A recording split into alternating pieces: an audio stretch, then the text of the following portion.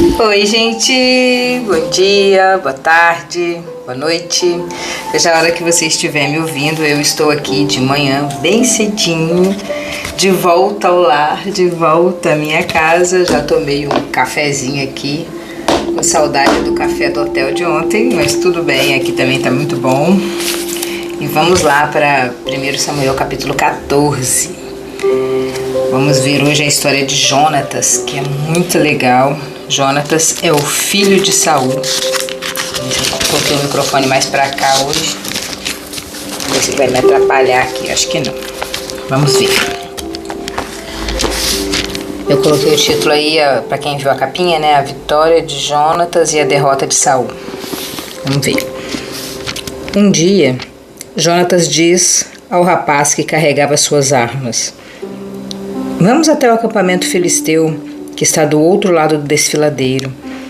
Mas Jonatas não contou ao pai que ia fazer. Saul estava em Migron, perto de Gibeá, acampado debaixo de um pé de romã. Com ele estava mais ou menos 600 homens. O sacerdote que usava o manto sacerdotal era Aias, filho de Aitube, e sobrinho de Icabó. Icabó era filho de Finéias e neto de Eli, que havia sido sacerdote do Senhor Deus em Siló. Os homens não sabiam que Jonatas havia saído do acampamento. No desfiladeiro que Jonatas tinha de atravessar para chegar ao acampamento dos filisteus havia duas grandes pedras, uma de cada lado da passagem. Uma era chamada de Bozés e a outra de Senê. Uma estava no lado norte do desfiladeiro, de frente para Miquimás, e a outra no lado sul, de frente para Gebá. Jonatas disse ao rapaz que o acompanhava. O rapaz que acompanhava era o fiel escudeiro que carregava as armas. Eu acho que era tipo um empregado dele, né, um amigo dele, porque ele carregava as armas. E Jonatas era filho do rei, né? Então, eu acho que era o empregado dele. "Vamos até o acampamento desses filisteus pagãos."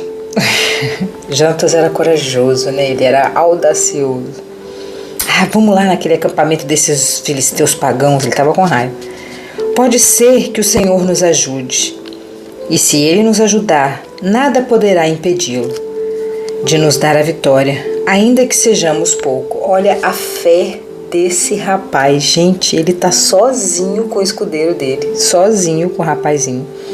Ele falou: "Nada impede Deus de me ajudar. Se for a vontade de Deus, Ele vai ajudar." Para Deus não precisa de um monte de gente ou de dois. Deus não faz conta de pessoas quando Ele quer dar a vitória. É isso que ele está falando aqui, ó. Vamos ler de novo. "Vamos ao acampamento desses filisteus pagãos. Pode ser que Ele nos ajude. E se Ele nos ajudar, nada poderá impedi-lo de nos dar a vitória, ainda que sejamos poucos." Nessa tradução aqui. Em outras traduções deve explicar desse jeito que eu falei, né? Não importa se tem um ou 10, 1 ou 1.000.000. Se Deus decidiu, ele dá a vitória, né? E o rapaz respondeu: "Faça o que achar melhor. Eu estou com o Senhor." Nossa, que delícia ter um amigo desse, né? Que delícia ter um amigo desse que está se colocando em risco, né? Ele está falando: "Não, eu vou com o Senhor. Se o Senhor está falando que vai, eu vou.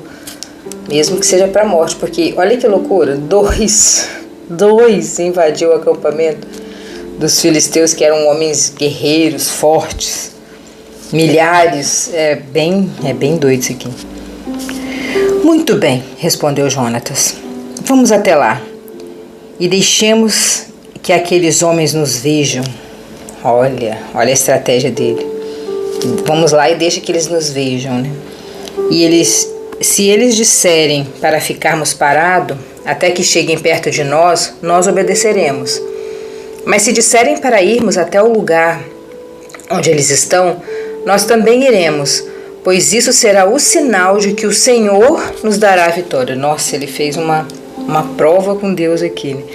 Eles vão lá e ficam parados. Se eles mandarem ficar parado, eles vão ficar parados. Se eles mandarem eles irem até lá onde eles estão, é a prova de que Deus vai entregar eles na mão dos dois. Olha que guri audacioso, assim, que menino cheio de fé, cheio de coragem, cheio cheio de Deus, né? Jonatas era uma pessoa cheia de Deus. Mas se disserem para irmos até o lugar onde eles estão, nós iremos, pois isso é um sinal de que Deus vai nos entregar a vitória. Versículo 11. Aí os dois deixaram que os filisteus os vissem. E esses disseram: vejam, alguns hebreus estão saindo das tocas onde estavam escondidos. Lá no capítulo de ontem a gente viu que eles se esconderam por causa da maluquice do Saul, né? O Saul doido mandou todo mundo ficar com fome, de jejum, totalmente egocêntrico, totalmente perdido, coitado. Ele realmente se perdeu na vida, o Saul. E aí os hebreus viram, os filisteus viram, eles estão saindo das tocas quando viram os dois, né? Porque sair de peito aberto assim é muita audácia, né? Muita coragem do Jonatas e do rapaz, né? Então os soldados filisteus chamaram Jonatas e o rapaz. Subam até aqui, queremos mostrar uma coisa para vocês. Seria uma ótima estratégia para matá-los, né? Mas Jonatas já tinha orado, já tinha feito prova com Deus. Jonatas estava com muita fé, com muita coragem. Ele tinha muita certeza de que ele estava do lado de Deus. Ele estava fiel a Deus. Ele tinha um coração totalmente voltado para o Deus dos exércitos, ali para o Senhor Criador, né? Ele tinha convicção de que o Senhor estava com ele. Por isso ele fez uma loucura dessa. A pessoa tem que ter muita fé, né, que Deus está com ele. E Jonatas disse ao rapaz: siga-me, pois o Senhor Deus deu ao povo de Israel a vitória sobre os filisteus. Olha só, ele já foi para a morte, entre aspas, certo da vitória. Ele já foi: vamos, siga-me, porque Deus já deu a vitória. Nós já vencemos, porque eu fiz a prova, eu orei antes. Eu falei: se eles me chamarem é porque o Senhor vai me dar a vitória. Eles poderiam não chamar, poderiam só atacar, só atirar pedra, espada, sei lá o que, lança. Mas eles fizeram de acordo com o pedido de Jonatas, né? Como ele falou com Deus, né? Se eles me chamarem, o Senhor vai me entregar a eles. E ele, quando ele foi, ele já estava certo de que ele ia ganhar. Ele estava certo de que, olha, siga-me, porque o Senhor Deus deu ao povo de Israel a vitória sobre os filisteus hoje. Ele subiu engatinhando e o rapaz o seguiu. Jonatas ia atacando e derrubando os filisteus e o rapaz ia os matando. Olha, ele ia gatinhando, olha que estratégia, né? No morro ele ia subindo, gatinhando, derrubava, passava a perna lá, puxava a perna do soldado e quando eles caíam o outro matava. Quando eles caíam o outro matava. Uma ordem assim, uma organização, uma sabedoria, uma estratégia de guerra de Deus. De Deus. Nesse primeiro ataque, eles mataram cerca de 20 homens, em uma área de mais ou menos 1.200 metros quadrados. Nossa! Todos os filisteus que estavam no acampamento ficaram apavorados. Os patrulheiros e os soldados do acampamento tremeram de medo. A terra também tremeu e houve uma grande confusão. Essa parte a gente percebe que foi o Senhor, né? Como é que ele vai fazer tremer? Ele matou 20 pessoas ali, só engatinhando, derrubando e o outro matando, derrubando e o outro matando. A gente está contando essa história aqui, uma história, vamos parar um pouquinho aqui para a gente pensar. Jonatas venceu isso, Jonatas fez isso sozinho, enquanto tinha mais de 600, né? É isso que estava lá junto com Saul. Saul estava lá embaixo dos pés de Romã, ó. Versículo 2, Saul estava em Migron, debaixo dos pés de Romã, estava mais ou menos 600 homens. Tinha 600 homens parados embaixo de um pé de Romã. Talvez traçando uma estratégia de como invadir, de como talvez só se defender. Samuel falou, Jonas falou, vamos lá nesse acampamento desses pagãos, desses filisteus pagãos. Se Deus quiser, a gente vai vencer. Se Deus estiver com a gente vai vencer. Ele tinha certeza que o Senhor estava com ele. Quantas vezes a gente entra na batalha, a gente entra numa luta, a gente entra numa disputa, num sonho, numa vontade de ter alguma coisa, só que a gente entra sem fé, sem coragem, a gente fica debaixo do pé de Romã. Igual Saul com 600 homens, com tanta coisa, com tanta gente. Faltava uma gota de sabedoria, talvez de humildade, talvez de você voltar para Deus. Senhor, me ajuda que eu estou com 600 homens aqui. Me dá uma estratégia, me dá uma ideia. Mas não, eles estavam ali parados, com medo, enquanto Jonatas foi e falou: não, eu tenho certeza que se Deus quiser, Ele vai fazer a gente ganhar mesmo sendo pouco. É quando você está diante de Deus, quando você está perto de Deus, quando Deus conhece o seu coração e sabe que você é uma pessoa do bem, que você quer aquilo para o bem, aquele desejo, aquele sonho, seja um filho, seja um emprego novo, um cargo novo, seja, sei lá, qualquer coisa. Não importa o tamanho do sonho, porque o que importa é o sonho. Não importa se é um pacote de biscoito ou se é um MacBook. Para Deus não tem isso de valor, de preço que a gente coloca aqui. O que Deus vê é o sonho, é o desejo, é a força. Jonatas queria derrotar aquele povo, ele tinha uma força, ele tinha uma coragem, ele tinha um sonho. Libertar Israel daquela confusão, era esse o sonho dele.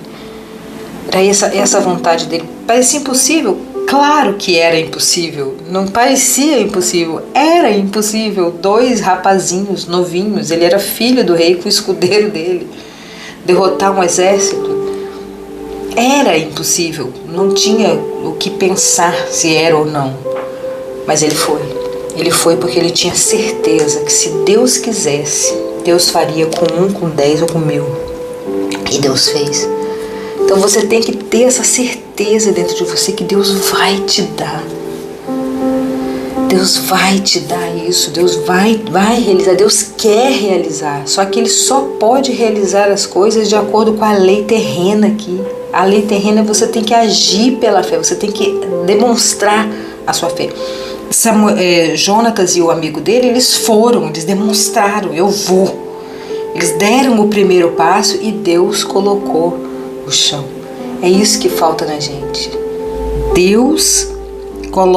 Você coloca o pé e Deus coloca o chão. Foi assim que eles venceram. Gente, que história mais maravilhosa, que fé desse rapaz, que coragem, que audácia, que hoje a gente seja assim, audacioso, que a gente tenha certeza que nós somos escolhidos de Deus. Deus nos escolheu, nós ganhamos a corrida da vida lá e fomos fecundados, estamos aqui agora. Deus quer realizar o nosso sonho. Deus mandou o Filho único dele aqui para morrer por nós, para nos dar vida. Ele quer, Ele tem vontade, mas a gente precisa tomar atitude, a gente precisa fazer a primeira coisa, né? Versículo 16. Os espiões de Saul, que estavam em Gibeá, no território da tribo de Benjamim, viram que os filisteus estavam tontos, correndo para lá e para cá. Então Saul disse aos oficiais: contem aos nossos soldados e vejam quem está faltando. Eles contaram e descobriram que estava faltando Jonatas e o rapaz que carregava suas armas. Aí Saul disse a Iás, o sacerdote: traga aqui a arca da aliança. E ele disse isso porque naquele tempo a arca ia na frente do povo de Israel. Então Saul falava com o sacerdote. A confusão no acampamento dos filisteus aumentava cada vez mais, porque Jonatas estava lá de joelho, lá matando, derrubando todo mundo, o povo louco, a terra tremendo, Deus ajudando, Deus tocando o terror junto. Tava lindo de ver esse menino cheio de fé, apavorando os filisteus. E Saul, ao invés de se juntar, ao invés de aproveitar a confusão do inimigo e levar os 600 homens, não. Mandou chamar a arca, todo burocrático, todo confuso, todo difícil, né? Então Saul disse ao sacerdote: você não precisa mais consultar o Senhor. Nossa, é grande esse capítulo. Aí ele e os seus homens entraram na batalha contra os filisteus. Estes, em completa confusão, estavam lutando uns contra os outros. Nossa, Deus. É esse aqui mesmo? Saul disse ao sacerdote que não precisa, estavam um lutando contra o outro. Os hebreus que haviam passado para o lado dos filisteus e tinham ido para o acampamento com eles mudaram de lado outra vez e se juntaram a Saul e a Jonatas. Os israelitas que estavam escondidos nas montanhas de Efraim também souberam que os filisteus estavam fugindo. Eles se reuniram e atacaram os filisteus. Que legal! Lutando todo o caminho até Bet-Avém. E o Senhor Deus deu naquele dia a vitória ao povo de Israel. Depois da batalha, naquele dia, os israelitas estavam fracos de fome, porque Saul havia feito esse juramento: quem comer qualquer coisa antes de eu me vingar dos meus inimigos será amaldiçoado. Por isso, ninguém tinha comido nada o dia inteiro. Todos eles chegavam a um bosque e ali estava mel. Por toda parte, as árvores estavam cheias de mel, mas ninguém comeu nada porque eles estavam com medo do juramento de Saul. Mas Jonatas não tinha ouvido seu pai dar a ordem ao povo. Por isso ele estendeu o bastão que tinha na mão, molhou a ponta no favo e comeu um pouco de mel. E logo se sentiu melhor. Mas um dos homens disse: todos estão fracos de fome porque o seu pai nos ameaçou, dizendo: quem comer qualquer coisa será amaldiçoado. Então Jonatas respondeu: o meu pai fez uma coisa terrível com o nosso povo. Vejam como eu estou me sentindo melhor depois de comer um pouco de mel. Teria sido bem melhor se hoje o nosso povo tivesse comido e se alimentado o nosso povo tivesse comido o alimento que tomou do inimigo quando o derrotou. Imagine quantos filisteus mais teriam matado. Naquele dia, os israelitas derrotaram os filisteus, lutando desde Miquimás até Aijalon. A essa altura, os israelitas estavam muito fracos de fome, e por isso avançaram sobre os que haviam tirado dos inimigos. Isso é, as ovelhas, vacas, bezerros, mataram ali mesmo e comeram a carne com sangue. Coitados, né? Aí alguém foi dizer a Saul: olhe, o povo está pecando contra Deus, comendo carne sem primeiro deixar escorrer o sangue. E Saul gritou: isso é traição! Rolem aqui para mim uma pedra grande, ordenou ainda.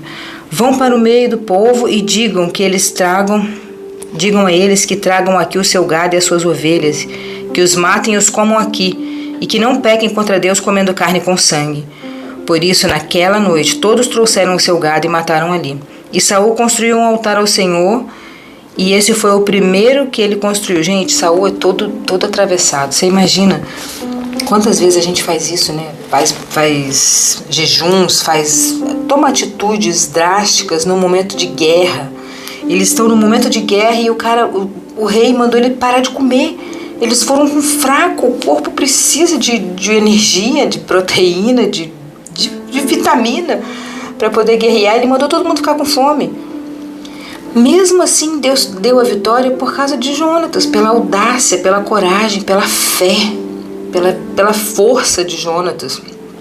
Deus deu a vitória, e não pela burrice, pela loucura, pelo egoísmo. Você vê que tem um versículo aqui que a gente leu que Saul fala assim: ninguém come para eu me vingar dos meus inimigos. Quer dizer, é uma coisa totalmente egocêntrica. Ele queria se vingar, não é sobre o todo, é sobre ele. Ele é uma pessoa que ele foi egoísta, ele queria se vingar por ele. Ele não está pensando em todo, ele era um rei, ele tinha que pensar em tudo. Ele coordenava e não as coisas dele. Ele colocou todo mundo em risco, passando fome. E o próprio filho dele, que era bem mais novinho que ele, fala: meu pai errou fazendo isso. Quantos filisteus a gente poderia ter matado se todo mundo tivesse bem alimentado, forte? Jonatas, eu acho que ele tinha um rancinho do pai dele, que o pai dele é meio burraldo, né? Vamos lá. Aí Saul disse aos soldados: daí tem a parte do sangue ali, né? Que todo mundo começou a comer desesperado, que eles estavam... Imagina, eles gastaram muita energia matando tudo, lutando, guerreando, tentando se salvar e tentando salvar os outros, aquela confusão. Que eles estavam comendo a carne crua, na fome. E ele ainda ficou bravo. Ele, ao invés de se compadecer da pessoa, né? Quantas vezes a gente vê isso, né? Quantas religiões as pessoas não têm a empatia com a pessoa e sim com a regra. As pessoas se pegam na regra. Ele falou para ninguém comer, então ele estava se apegando na fala dele, na regra dele, e não na vida das pessoas. Aqui as pessoas estavam morrendo de fome e ele está preocupado com doutrinas, com regras. Tem que ser assim, tem que ser assado, tem que colocar pedra, tem que fazer isso, tem que fazer aquilo. É difícil. Aí Saul disse aos seus soldados: vamos descer de noite e atacar os filisteus. Até o amanhecer nós tomaremos tudo que é deles e não deixaremos nenhum filisteu vivo. E eles responderam: faça o que achar melhor. Mas o sacerdote disse: primeiro vamos consultar a Deus. Aí Saul perguntou a Deus: devo atacar os filisteus? Tu darás a vitória ao povo de Israel? Mas naquele dia Deus não respondeu nada. Então Saul disse aos oficiais: venham aqui, descubram o pecado que foi cometido hoje. Eu prometo pelo Senhor, o Deus vivo, ó a precipitação dele aqui de novo, o Salvador de Israel, que mesmo que o culpado seja o meu filho Jonatas, eu o matarei. Mas ninguém respondeu nada. Então Saul ordenou: fiquem todos de um lado, eu e meu filho Jonatas ficaremos do outro. Faça o que achar melhor, responderam eles. Então Saul disse ao Senhor, Deus de Israel: ó Deus, por que não me respondeste hoje? O Senhor, Deus de Israel, responde por meio de sorteio. Se a culpa for minha ou de Jonatas, responde pela pedra marcada da Urim. Mas se eles viviam nesses testes assim. Mas se a culpa for de Israel, teu povo, responde pela pedra marcada de Tumim. E a resposta indicou Jonatas e Saul, e não os soldados. Então Saul disse: façam um sorteio para saber se a culpa é minha ou do meu filho Jonatas. E Jonatas foi indicado. Então Saul perguntou: o que foi que você fez? Eu comi um pouco de mel que tirei da ponta do bastão que eu tinha na minha mão, respondeu Jonatas. Jonatas verdadeiro, sincero. Ele podia ter mentido aqui, ele podia ter tentado salvar a pele dele, mas como fazer isso se Jonatas se colocou assim na frente do povo dos filisteus, né? Sozinho, de peito aberto? Não era nessa hora que ele ia mentir. Eu estou aqui, pronto para morrer. Cara, que menino. Nossa, que coisa mais linda. Nem tenho palavras. Por isso que tem tantas pessoas que têm esse nome, né, Jonatas? Que Deus me mate, se você não for morto, disse Saul. Nossa, com o próprio filho. Mas os soldados responderam: isso nunca. Jonatas, que deu essa grande vitória ao povo de Israel, não deve morrer. Nós prometemos pelo Senhor, o Deus vivo, que ele não vai perder nem um fio de cabelo. O que ele fez hoje foi conseguido com a ajuda de Deus. Claro que sim, né? A terra tremeu. E assim os soldados salvaram Jonatas da morte. Saul parou de perseguir os filisteus e eles voltaram para a sua terra. Quer dizer, Saul estava tão apegado à letra, à palavra dele, por isso que a própria Bíblia diz: a letra mata, mas o espírito vivifica. Ele estava tão apegado à palavra dele, ao que ele falou, à honra dele, ao prestígio dele, à posição dele, que ele ia matar o próprio filho. O próprio filho que tinha vencido a batalha, que estava do lado de Deus. Deus deu a vitória por causa dele, nós lemos aqui. Mas ele queria honrar a palavra dele, era uma pessoa totalmente egocêntrica, totalmente perdido, totalmente religioso. Ele era invertido, assim, ele não tinha amor à pessoa, né? Ele não tinha amor à alma da pessoa, à vida da pessoa, mas sim às palavras, à tradição, né? Existe muita gente assim, meu Deus, e é tão difícil explicar, porque é tão sutil, porque tudo que a gente leu aqui tá certo, ele falou, ele tem que cumprir, a palavra é uma só, a gente não ouve muito isso, mas diante de uma situação dessa, a gente tem que analisar por fora. Ele era filho, ele venceu, ele era forte, olha tudo que ele fez, Deus estava com ele, tanta coisa, e aí você vai matar porque você falou que não podia comer, sendo que já estava errado fazer os soldados lutarem sem comer, né? Cuidado com a sua palavra, cuidado com essa rigidez no que você fala e tem que cumprir a força, independente de qualquer coisa, independente de matar o próprio filho. Cuidado. Deus não se agrada disso, tanto que Deus ficou em silêncio quando ele chamou. E assim os soldados salvaram Jonatas. Depois que se tornou rei de Israel, Saul lutou contra todos os povos vizinhos que eram seus inimigos, e os povos de Moabe, de Amon, de Edom, de Zobá e os filisteus, e toda a parte que lutava ele era vitorioso. Saul lutou corajosamente e venceu os amalequitas, defendeu o povo de Israel de todos os ataques. Saul tinha 3 filhos, homens, Jonatas, Isvi e Malquissua, e a sua filha mais velha chamava-se Merabe e a mais nova Mical. A sua mulher chamava-se Aionã e era filha de Aimás.